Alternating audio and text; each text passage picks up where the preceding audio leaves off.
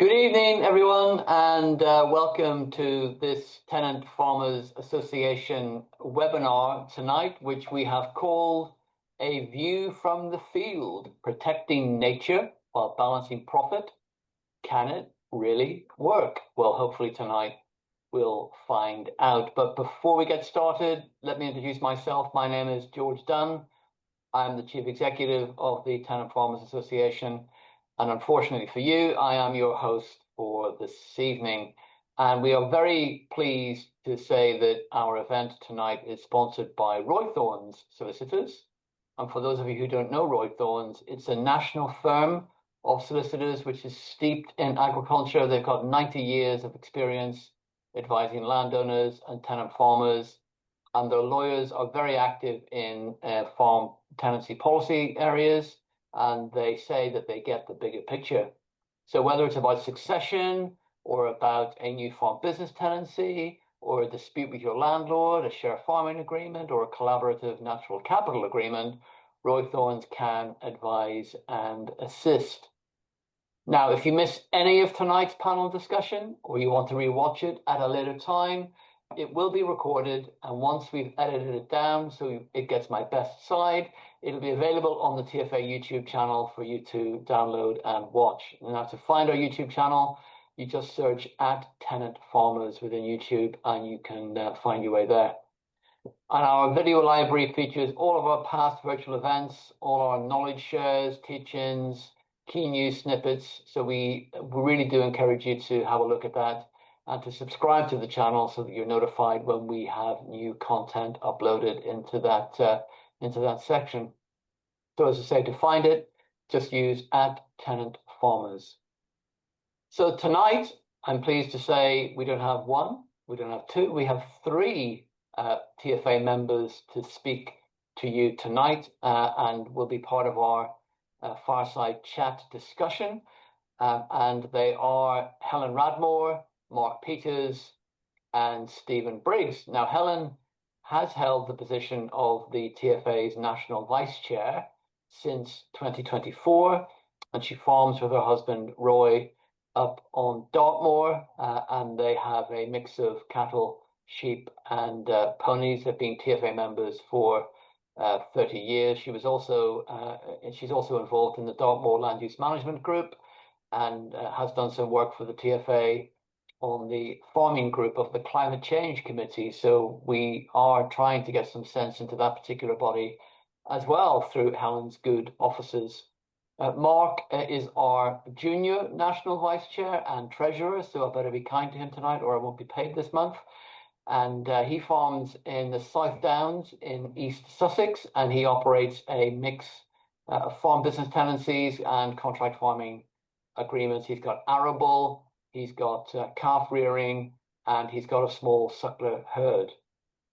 And Stephen is a first-generation tenant farmer and TFA member. He's got a long CV, which I won't read out, but he's done all sorts of wonderful and interesting things. But he's also deputy chair of AHDB, the Agriculture, Horticulture and Development Board.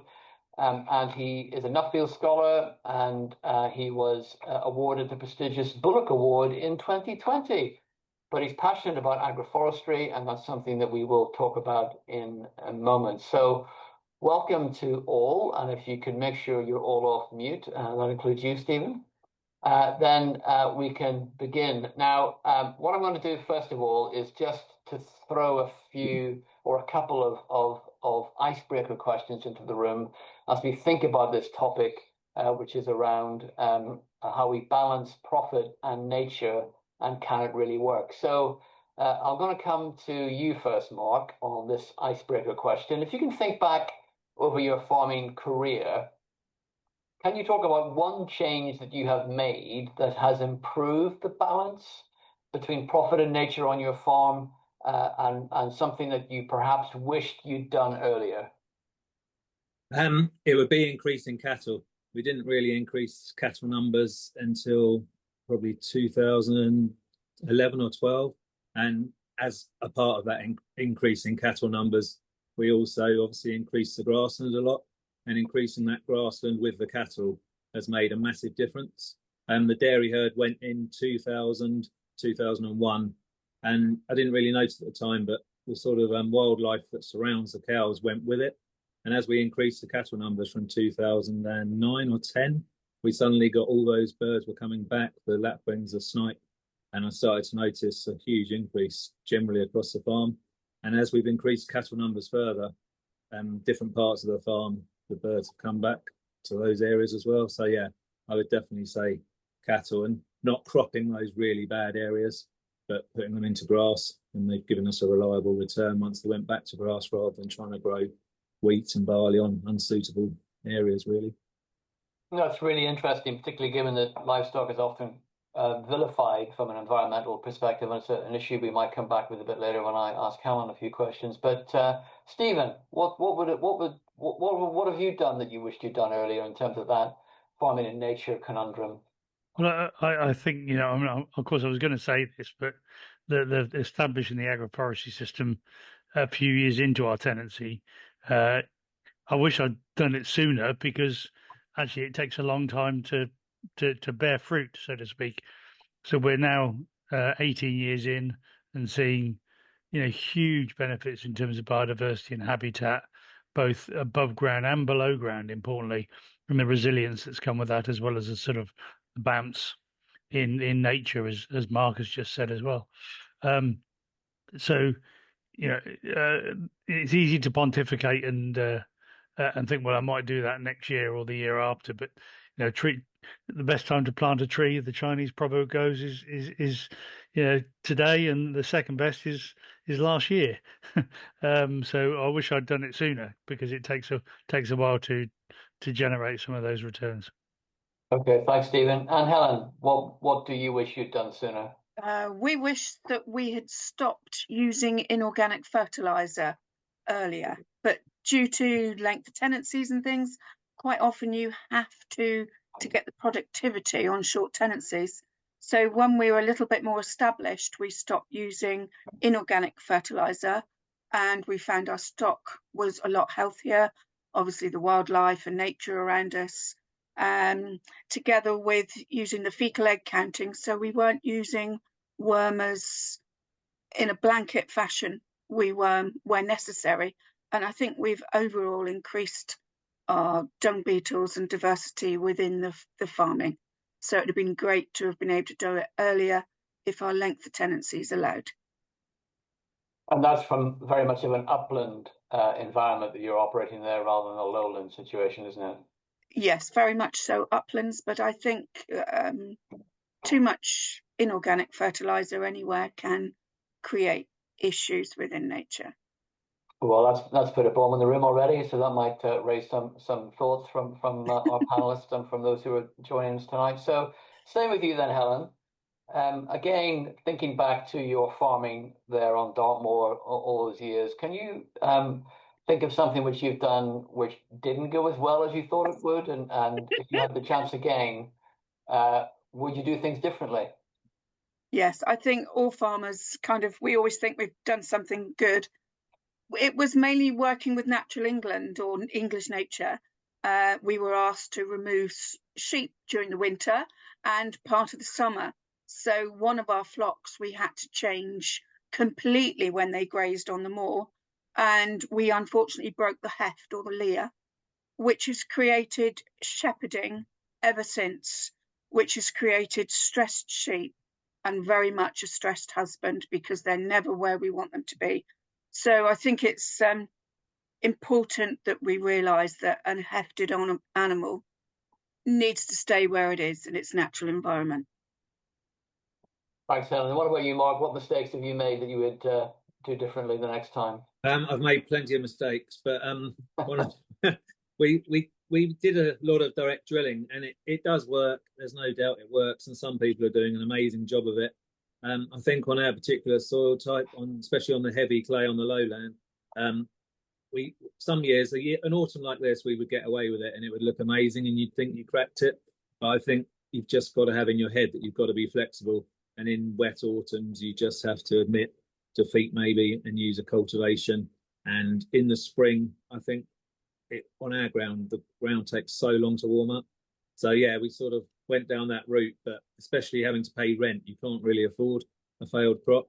So I think you've just got to be aware and be flexible that in certain years you are going to have to cultivate, and you can't just throw everything away and think you're going direct drilling. Yeah, being pragmatic rather than necessarily evangelical about a particular way. Yeah, absolutely. Yeah. And Stephen, what about you?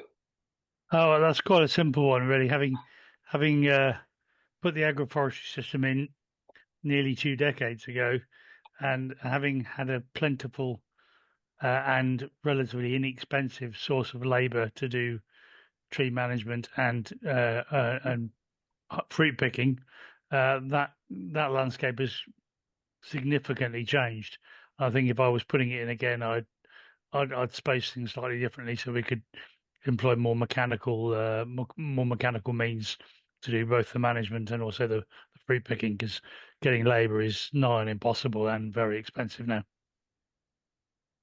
Okay, so just to say to anybody that joined us tonight on the webinar, you can put your own questions to any of the panel members, and on your screen you will see there's a Q&A button, and we'd ask you to use that if you want to post any questions in there, and I'll be looking at that over the evening to see if there's any interesting ones to be putting to the panel members. But Helen, you've got a real passion for the landscape and the ecosystem on Dartmoor, and I've had the privilege of experiencing that with you. But you've got agreements with institutional and private landlords. How easy has it been for you to navigate your farm management for the benefit of your business and the environment when you've got such a range of different landlords? I've got to say that the change in support system has made this even more difficult than it was before, because you've got your institutional landlords that don't necessarily can farm, and they tend to work more with you, but we've got less opportunity to do things.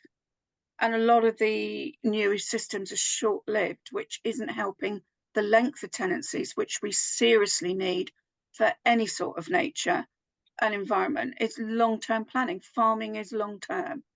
The private landlords, some of them just want to work with you, but you've got others, obviously, they have to make a living, and they can probably see that if they take land back, which has been happening, that they can then pick up the environmental schemes or plant trees. But it is very difficult, because if one landlord wants to take off, your uplands and your lowlands is then affected, you can't then support your lowland ground, and it has become incredibly difficult because nobody knows really where they are. The government, we haven't got enough lead for either the institutional landlord or our private landlords to make decisions to help us all going forward. And it's making a quick buck, some of them, at the expense of tenancies, which is a great shame. Thanks, Helen. And Stephen, you've got a county council landlord amongst your land there. How easy was it for you to convince them of your agroforestry ideas?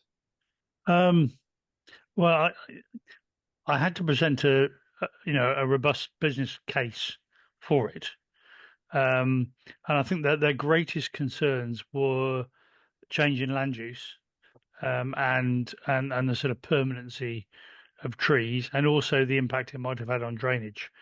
So at the outset, we had to negotiate, on Helen's point, a longer term tenancy, because without a security of tenure, it was unimaginable to be able to sort of plant trees as a agroforestry system. So negotiating a longer term tenancy was part of that.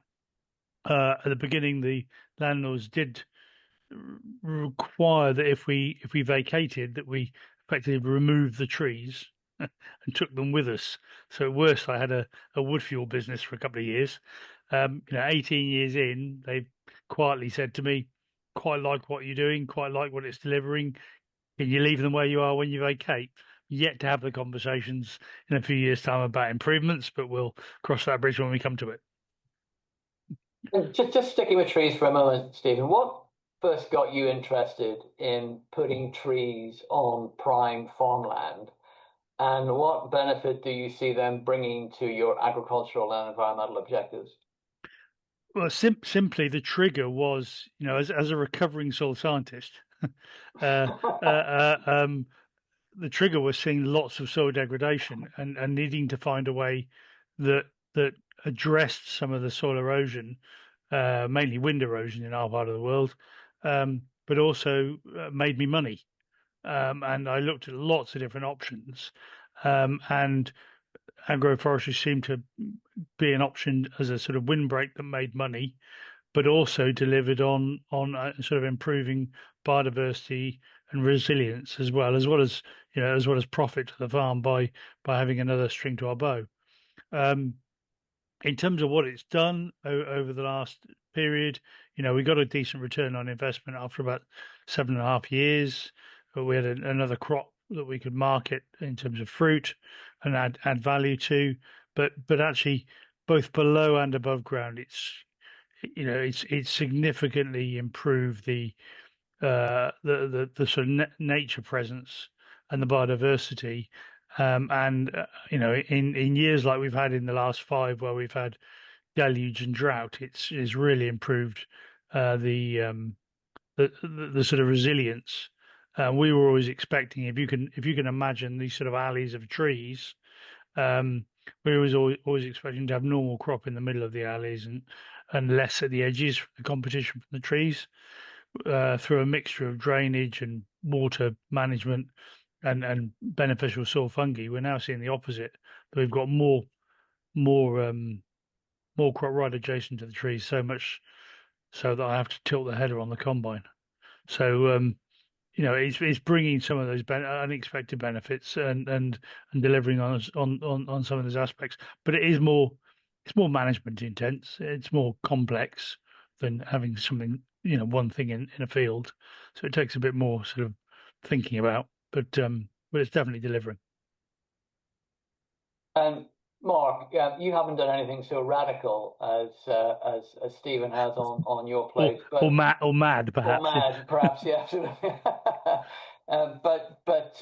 But you've been really passionate about promoting the benefits of your farming system for the environment through your social media posts, and I've been following you for a while, just seeing the stuff you've been putting up there. Why do you think that's so important to put that stuff out there? Originally, I think it was just to fight back against all of the negative press against farming, and to actually establish the facts of what is actually happening on most farms in the UK, because it's far from just us. I mean, most farms, certainly in this area, and I'd say across the country, are doing so much. And obviously, with the stewardship schemes and SFI, it's accelerated incredibly. But it's just so frustrating, or it was so frustrating. And I was getting loads of negative, when I first did it, I got loads of negative feedback that, either it wasn't true or it was just one place. But actually in the last year, maybe 2 years, I get a lot more positive feedback and a lot more engagement from other farmers that have got exactly the same thing going on. And when I go around farms picking up calves, I was on a farm this morning and the driveway was just full of sparrows. Well, a lot of people will say there is no sparrows anymore, but every farm I go to picking up calves has got a different species of something going on, because there's so much food on farm. I mean, farms are just a massive bird table, really, and especially dairy farms and livestock farms and arable farms. Probably the biggest problem with arable farms is farm assurance, where all the grain is now locked in a shed and there is no food if it's kept up to standard. Whereas dairy farms and livestock farms do tend to still have a bit of food kicking around, so you get a lot more birds around the yard and a lot more birds generally because it's mixed cropping. Yeah, so it was purely to sort of promote that, and I don't know, there's obviously hundreds and thousands of other farmers on Twitter doing the same thing, so I think it is getting out there. I think people are turning the corner and starting to actually get it. And you said earlier about you wished you'd gone to have cattle earlier than you did because of the environmental benefits for that, and we were saying that cattle and livestock generally get a pretty bad write-up from many within the environmental lobby, including even, as I said, from the Climate Change Committee. What's your take on that, and how do you respond? I think it is a fact that there is less cattle in the world than there has been for a long, long time. And the ones that are there are obviously eating a lot of forage. Even the ones that are intensively farmed inside are still having forage grown for them and taken to them. And that is a massive carbon capture. So, yeah, I'd argue back with that as a main sort of take on it. But I just don't see that the cattle are the problem. And I think they've probably been used as a bit of a scapegoat. And with the numbers reducing all the time, I mean, the figures in some countries are quite dramatic of how few cattle there are now on the ground. So yeah, my argument would be that it's not the cattle, and the cattle are producing the carbon capture with grass and all the forage crops that are growing for them as well. A lot is put into, I'm not arguing about agroforestry at all, but a lot is put into planting trees generally, that it will be sucking up the carbon. But the amount of carbon an instant really with a grass crop, I mean, once you establish a grass crop or a cereal crop, it's sucking in carbon straight away. So yeah, I do think that it has a lot of good points. And Helen, you were on the, maybe this is an unfair question for you, but you were on the Farming Advisory Group, weren't you, for the Climate Change Committee just before the most recent carbon budget. Do you feel that the input that you had there was taken forward in what we saw published? Unfortunately, we put a lot of effort into getting a good rounded report, and we all felt it was just ignored. I feel that the Climate Change Committee had decided to take out the uplands and increase stocking in the lowlands, but they have no idea of the stratification of livestock and the whole system. It's like land use framework. It's like they've got a giant puzzle and they really don't know how the pieces fit together. It is a huge worry of the direction that we are going in. And Stephen, you're not a livestock farmer, but do you sympathise with the pain that you're hearing in the voices of Mark and Helen here? And obviously you've got a role within AHDB, and livestock's really important in that work. So is that something that you're concerned about? Yeah, I mean it's far too easy to use global figures for cattle in feedlots in North America and apply those to climate challenges here in the UK. When to excuse the pun, it's not the cow, it's the how. And as Mark rightly says, it's the sequestration that accompanies pastoral systems is absolutely immense. And our competitive advantage in the UK is meat and milk.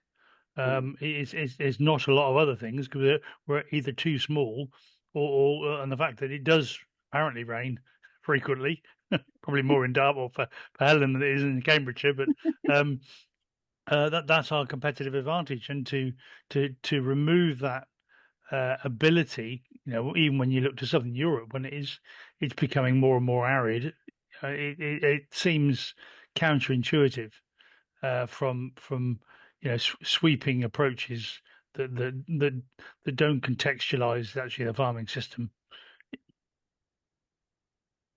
And Helen, just coming back to you, because you've got loads of designations, haven't you, over your farm? You've got SSSIs, AONBs, it's a heritage site. You've got the lot there.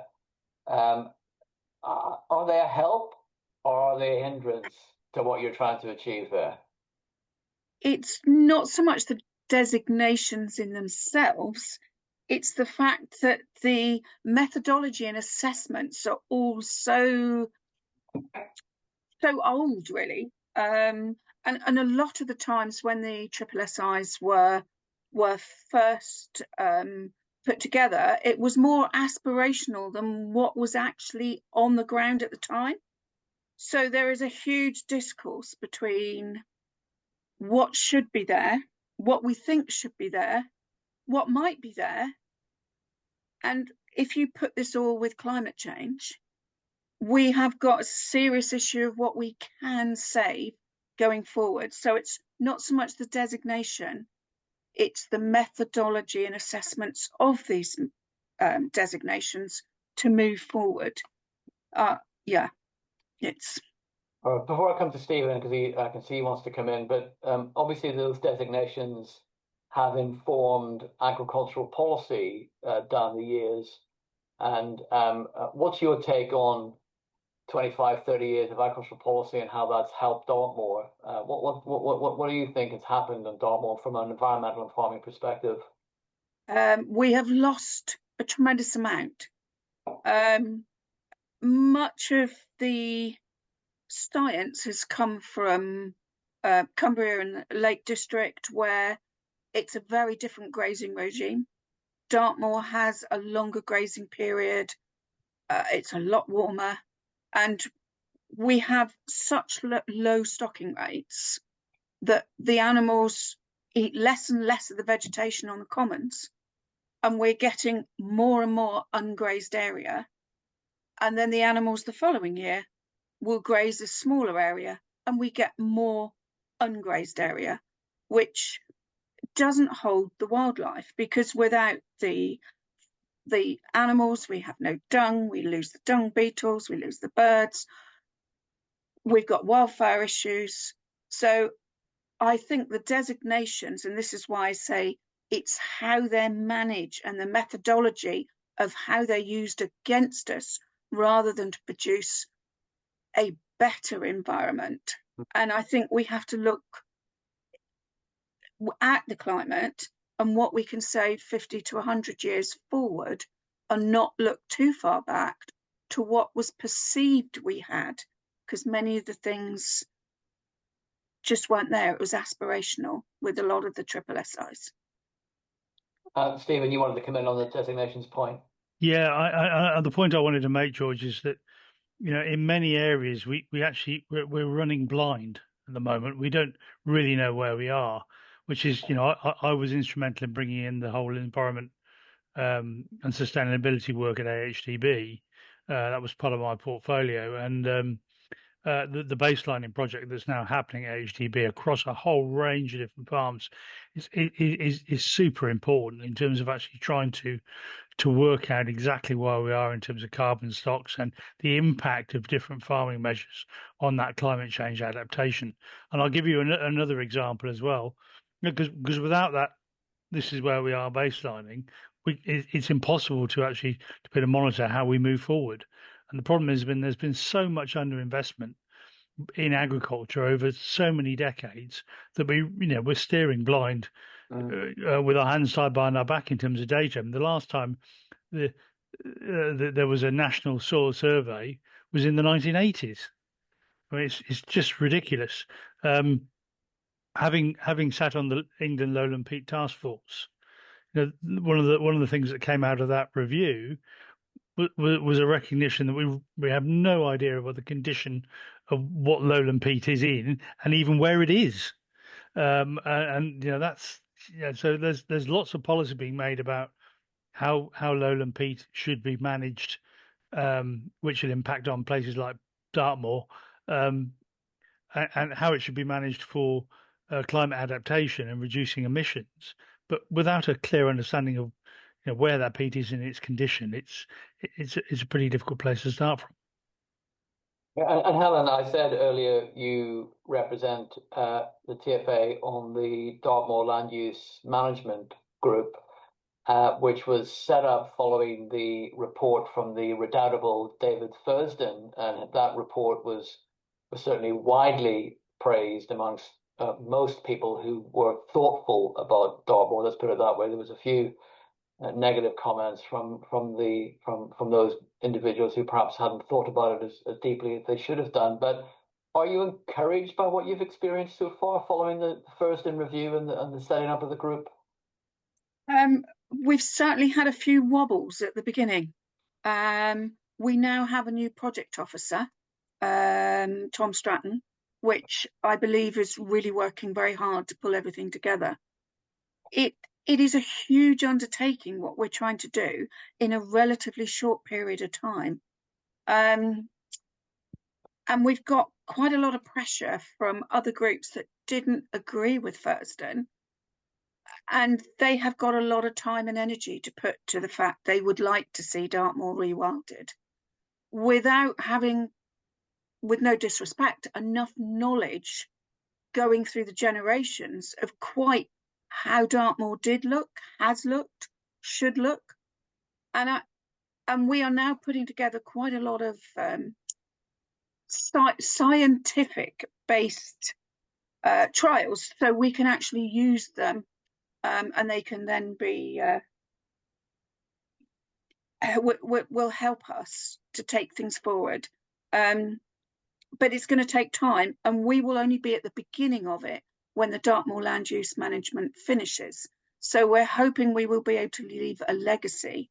My biggest fear is that at the moment, all the stocking rates are 0.16, which is basically 1 cow for 12 full-size football pitches. And if that cow's got a 6-month-old calf, we then need 19 football pitches to accommodate that cow and calf. And that is the highest stocking rate that they are advocating. Now, at the moment, we've got more than twice that amount on most commons, and we are still very much undergrazed and have great fear of wildfire. Now, with the 30-centimetre new legislation over swaling, it's going to cause another big issue. And as we see up in North York Moors, it is still burning. How much have we lost through that, through not managing correctly? So just to help those who might be listening, that the 30-centimetre swaling issue is where you've got what they call deep peat, which is 30 centimetres or more in depth, and they have decided to introduce a burning ban on the heather on that peat. Which has been widely criticised as a knee-jerk reaction and solving a problem that doesn't exist actually. But yeah, so that I take that, Helen. Just remind you, you can use the Q&A button on your screen if you want to ask any questions of these insightful individuals on tonight's panel. There is a question that has been raised by one of our viewers tonight about what Helen was talking about when she referred to the Law Commission review, and I can tell you that the Law Commission is an independent body which looks at statute and legislation right across the spectrum, and it has chosen for its current work stream to look at the law of agricultural tenancies, which is something that we've been asking for it to look at for a while. The Rock review back in 2022, my goodness, that's 3 years ago now, was saying that there should be a review of the legislation, and we're looking at things like the rules of good husbandry, which still drive you to efficient production in terms of agricultural output, don't really mention the environment, and also the definition of agriculture, which needs to be updated for the current situation. So that's what Helen was talking about in terms of the Law Commission review. But do put your questions in the Q&A box. So Mark, we've talked a lot about livestock, and we talked a lot about trees, and we talked a little bit about arable, but I want to come back to arable farming because it's had a difficult few years, hasn't it, arable farming? We've had poor prices, poor yields, we've had a drought, we've had wet, we've had drought again. In light of that, what's your advice to the government? If you could sit in front of Emma Reynolds, and I'm seeing her tomorrow, so give me some lines to give her, our new Secretary of State at DEFRA. What's your advice to government about public funding through the Sustainable Farming Incentive and Countryside Stewardship? What should DEFRA be doing to help the arable sector to meet these environmental challenges? Well, yeah, we're in the perfect storm, aren't we? Because BPS, we've all known that it was going, but we were all cushioned from that in 22, 23 because of very high prices and actually good harvests as well. So the last two harvests obviously have been fairly disastrous for most of the country. And then you've got the stewardship schemes that are running out in December. and people haven't got anything else to go into. So people have been doing amazing things for the last, well, some of them 30 years since the 90s, are now ending up with no scheme and looking at ploughing those options out and having nothing on their farm at all, because their only option is to try and crop it and hope for a better year next year. So they need consistency. We need those schemes to be coming forward to know that we're going to be in them, and some longevity as well in them. 5-year stewardship schemes seem a bit short, and 3-year SFI seem incredibly short. We probably need to go back to 10-year schemes that we can sign into and know that those fields or field corners or whatever options you've taken on, you've got 10 years guaranteed income. And then if you get, obviously you're always going to get bad arable years, whether that's prices or weather. But if you know you've got that consistency of your stewardship or SFI money coming in on time as well, even, whatever the date, whether it comes in quarterly or whether it comes in yearly, it needs to come in on time so people can budget for that and have their cash flows organised for that. But not knowing is definitely the worst thing. And for people that have done these options and done them well, they need to know that it's going to continue and they're going to be paid well for doing it, because it's not easy to keep them as they should be. And it's no good just doing these vast areas that have been done because of some of the mismanagement of SFI, where you've got huge areas. I mean, how many oxeye daisies do the bees need, or how many wild bird acres do you need? It's the little corners that make the difference. Every arable farmer's got a certain proportion that they're very pleased not to crop, put into schemes, get a decent income from it, and obviously the huge benefits that gives everyone. But yeah, consistency and longevity, I would say. And just before I come to Helen, who wants to come in, can you think back to a time when actually there was a sort of a sweet point in terms of the schemes that were available, how they sat with your farming system, and where you could really see that you were delivering for both your farm business and for the environment? Yeah, I would say sort of that, because obviously the schemes came in the 90s. They took a bit of everyone sort of getting used to them and working out what they could and couldn't do. And they had the local officers, which was so good. The local Natural England officers that knew the ground. They used to come out, tell you what they thought would work. You could discuss with them if you had an idea that you thought would work. So yeah, the late sort of 2008, 9, 10, and through, even into 2018, 19. But I mean, it was all working then. Farmers have got their heads around it. Natural England had their heads around it. And then the local officers went, and yeah, I think they've really missed out with the local officers. And money has now been wasted. Yeah, I mean, that face-to-face contact, in my view, was vital. In my younger days, I was a government economist for what was then called the Ministry of Agriculture, Fisheries and Food, and I was required to do some policy evaluation work on the first tranche of the environmentally sensitive areas that were introduced, and also the Farm Diversification Grant Scheme.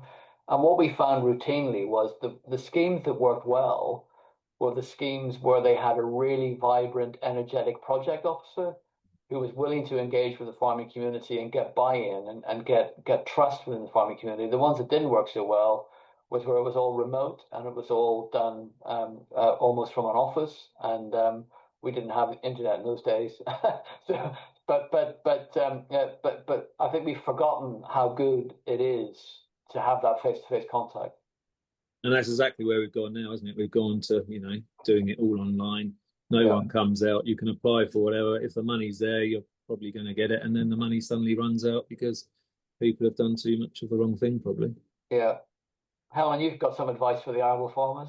Yeah, no, it's not so much. I agree with Mark. We want longer. I can see having a longer agreement so we know where we're going, and it's always better for the environment if it's longer. But there's an awful lot of tenancies that are too short, and that does stop an awful lot of farmers from entering longer agreements. So until we can have a better length of tenure for a lot of farmers, having some short ones is a necessity, even though deep down I know it's not right for nature, it's not right for planning, for the farming, for the next generation or anything. But we do need that security of tenure to be able to give as much as we'd like to. So interestingly, Helen, and maybe others you can comment on this too. Rob Halliday's put a a comment addressed to Mark, but as you talked about the length of tenancy there, Rob has said, ought we to have a range of term lengths on environmental stewardship agreements, because 10 years may prevent those on shorter tenancies partaking. So Helen, you said that we need longer tenancies in order to partake with these, but what Rob is saying, well, maybe do we need shorter agreements to cope with those shorter tenancies? What's best? Maybe I'll ask all three of you. Helen, you first. I can understand from a landlord's point of view, they want to know that they've got a good tenant before they've got a very long agreement for the environment.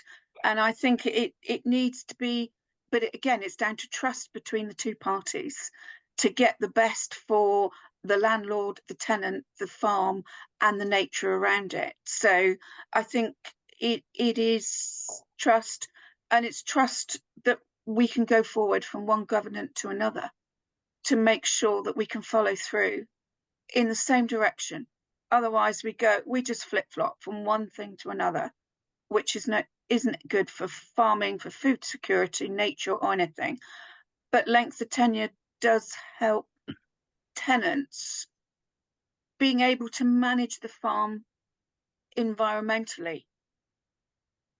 David, your thoughts? Yeah, I think I concur with what Helen's saying about length of tenancy. Certainly, it provides that stability, but I think in some ways, there's a bigger picture, which is, yeah, in today's world where farming businesses are asked to be many things, way beyond just food production. The idea that a tenancy it sits with one individual or one entity is frankly completely outdated. If we want multifunctional land use, which is what we're talking about, nature, biodiversity, climate change, employment, livestock, arable, trees, whatever, we probably need to think about multi-layered tenancies with multiple occupancy, because no individual's got all the knowledge and skills and time and capital to do all these things. Some of them are just too risky. And the ability to layer people on land to do multiple things, but you need some security to be able to do that. I know people who would manage the nature elements on a range of farms if they had security of tenure. And equally, people that had livestock that could operate on a number of farms. My tenancy says no livestock in the tenancy. Yeah, it says no. It says no. It says no subletting. Or no joint ventures. So there's a real issue there, and I think if we want these multiple benefits from land, which we're increasingly seeking, we need more flexibility as tenants to be able to deliver those multifunctional outputs with multiple actors. And Mark, on long-term tenancies, short-term agreements? Yeah, I mean, we've been lucky with our landlords, even where we've had short-term tenancies for different reasons, they've had to be short-term. They've still always signed the sort of intention that they would let it to us for the 10 years. But I think even if the base was 10 years, a lot of the options are short-term, like your wild bird foods and even legumes and things. They're 2 year, 3 year. So, it wouldn't matter if you signed up to that and you had to leave after 4 years or 5 years. Natural England or whoever's in doing the agreement, they just have to be flexible. But some, just so that the farmer has got a long-term goal and a long-term potential income if they're there for 10 years. And if they have to go for any reason, then yeah, it could be broken. I think that's the thing. It's got to be more flexible, but it's got to have a longer baseline. And Mark, you've got farmland on tenancies, you've got contract farming agreements, and probably other agreements that I don't know about either. But do you experience any difference between your management for profit and the environment, depending on whether your land is on contract or on tenancy? Is there any? Do you approach it differently? Yeah, very much so. On the contract farming and the share farming, obviously you're engaging with the owner, and yeah, you follow what they want to do. If they want to do stewardship or SFI, then you work with them to do that. And on our sort of rented land, on the longer term tenancies, we can sort of take it our own way. But yeah, very much guided by whoever we're working with and by landlords as well. Some of our landlords, even on the longer term tenancies, they're very much into the environment and they want to see hedges in a certain way. So yeah, we work with them. But yeah, across all of our 10 or a dozen landlords and contract farming, share farming agreements, they'd all be very, very different depending on what the actual landlord at the head of it wants. Okay, another question for all three of you.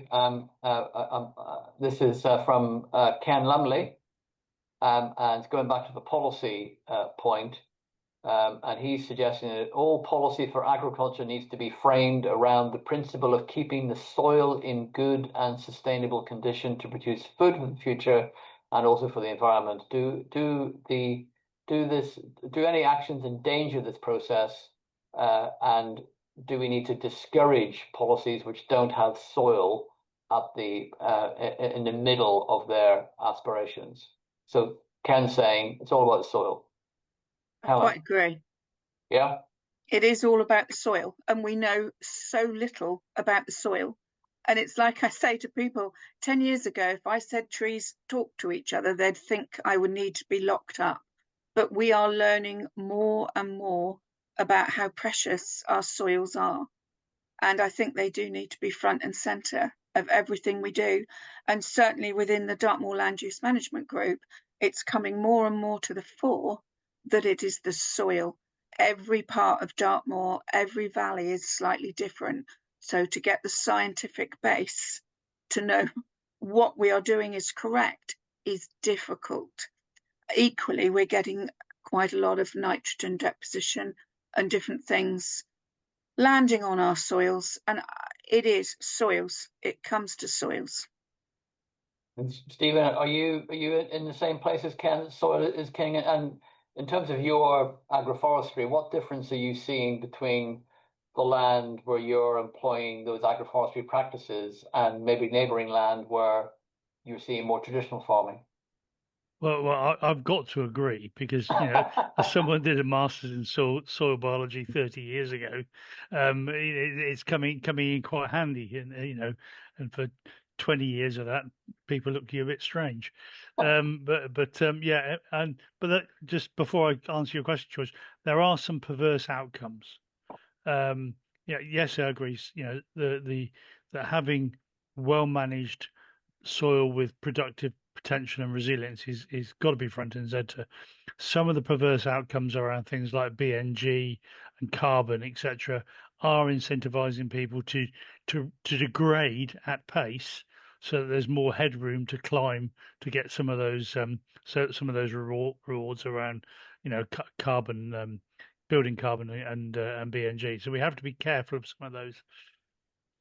In terms of what we've seen on a farm, I guess the major shift, and it picks up on something Helen said, is moving to a farming system less reliant upon artificial inputs, and building a soil which had a much healthier balance of soil fungi and soil bacteria.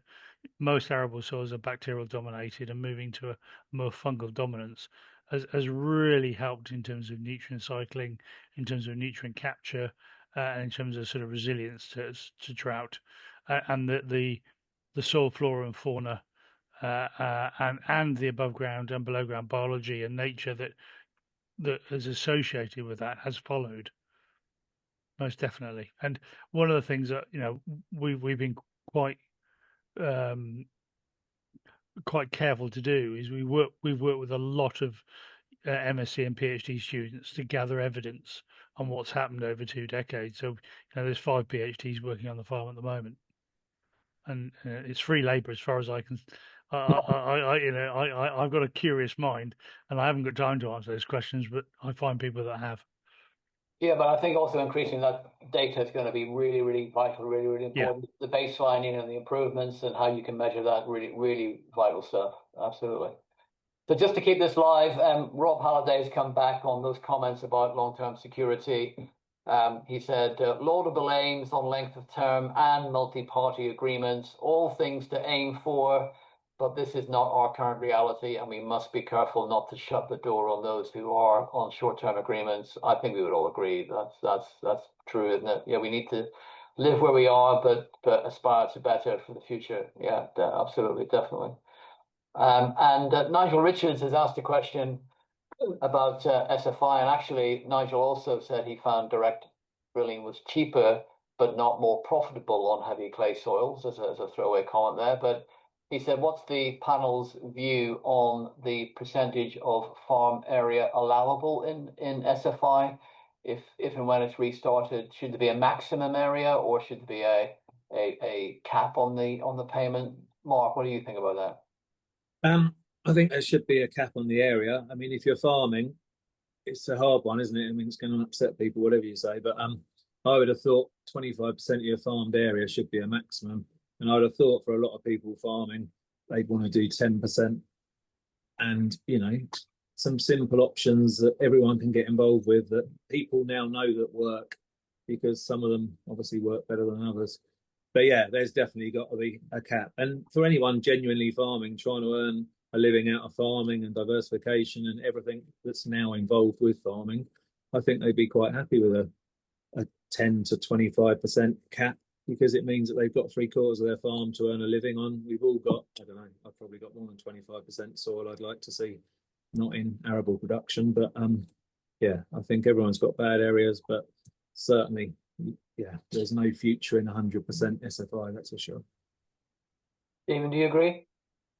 Yeah, I think, you know, I mean, the harsh realities are that, you know, what we've seen, again, perverse outcomes where some farmers have taken significant proportions of their farm, if not whole farm areas, into agreements, and that's mopped up budget, which is finite, and there are farmers that have wished they'd got into agreements and have been unable to do so. Even when you're in the agreements, and a point Mark made earlier on, I'd like to see a more efficient and effective RPA. I don't think it's really fit for purpose at the moment. I'm certainly having my own particular battles with them when they come and challenge stuff 18 months after an agreement has started, and, you know, effectively there's no money for options. But I think it's inevitable we're going to have to see a cap, and I would, you know, also 15% of any farm is going to make a significant contribution to nature recovery, and, you know, up to 25% would be a sensible ceiling, I think.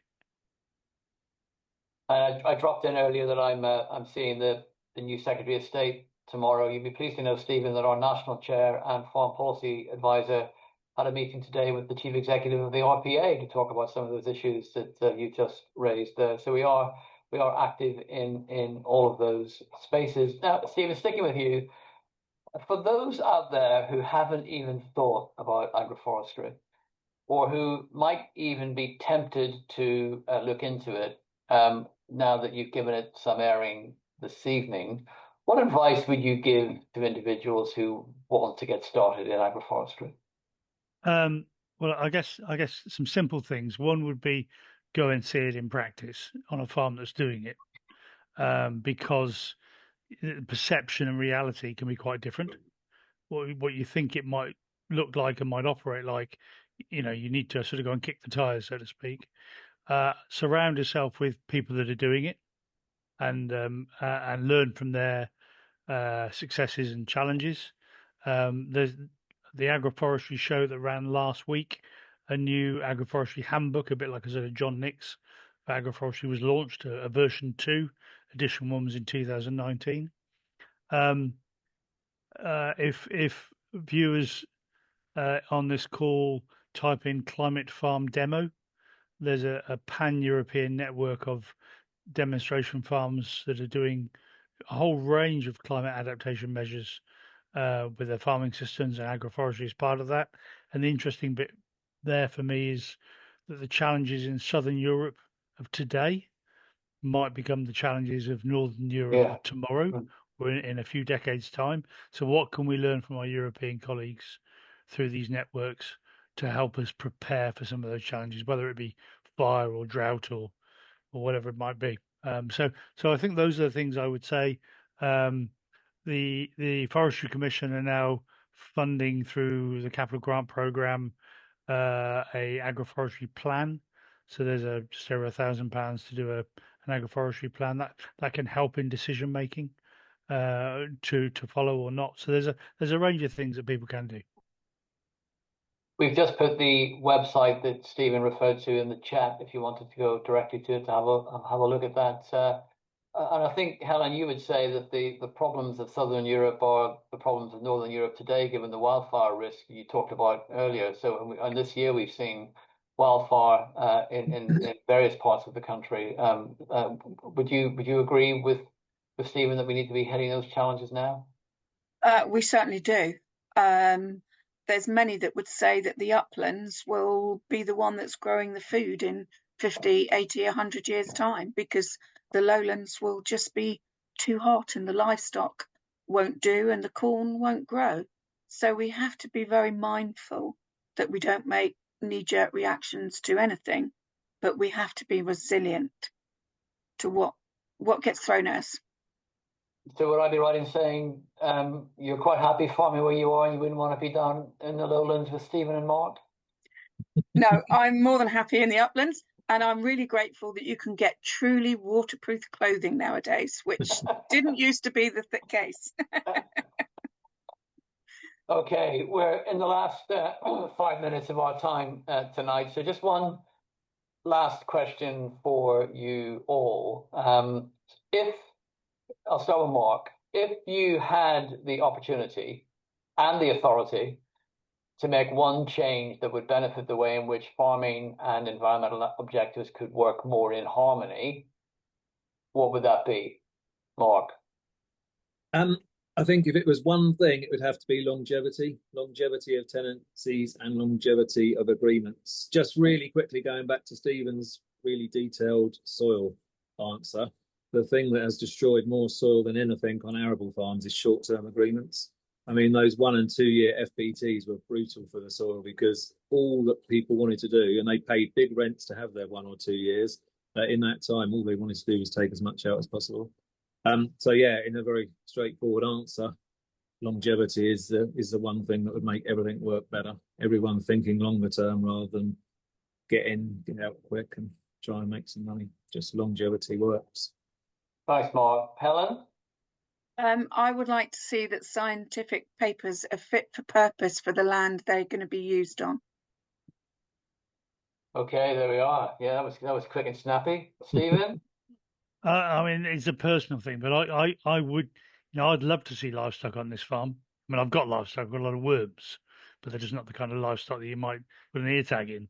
But I'd love to have the flexibility to have a sort of joint relationship with somebody as a tenant, where I could bring a livestock enterprise onto the farm, and that's not on the table. Okay, well, sadly, we are just about out of time, and I can see there's 2 or 3 questions that have come in a bit late on the Q&A. We will try and pick those up afterwards, and we'll get them into a blog post for our website so that members can see those later. But I found that a fascinating discussion tonight. So can I thank on behalf of everybody who's watching live and also those who will be watching on catch up on YouTube, Helen Radmore, Mark Peters and Stephen Briggs, and thank you again to our sponsor Roy Thorns for allowing us to have this webinar tonight, and thanks to our communication and events coordinator Julia Meadows, who's been behind the scenes putting all this together, and another tour de force tonight on tonight's webinar. We will be back next month, and if you put the 21st of October in your diaries, we can't tell you what it is yet. We know what it is, but we are legally contracted not to say anything yet. But we have a very special guest on the 21st of October who you won't want to miss. So please put that in your diary and look out for more information, hopefully over the next week or so. We have another webinar also on the 19th of November where we have another very special guest who we can talk about.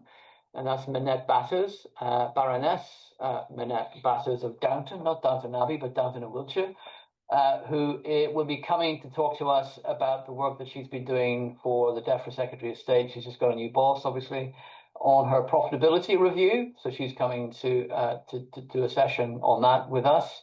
And we're also very pleased to be having a face-to-face meeting for our Welsh members in the Metropole Hotel in Llandrindod, Wales at the beginning of November, where we'll be looking specifically at the sustainable farming scheme that we'll be launching in Wales in January of next year. So you can look on our events calendar and you can register for all of those events online, and we hope to see you at some or all of those over the next few weeks. So really hope that you found tonight's evening discussion insightful. I certainly have.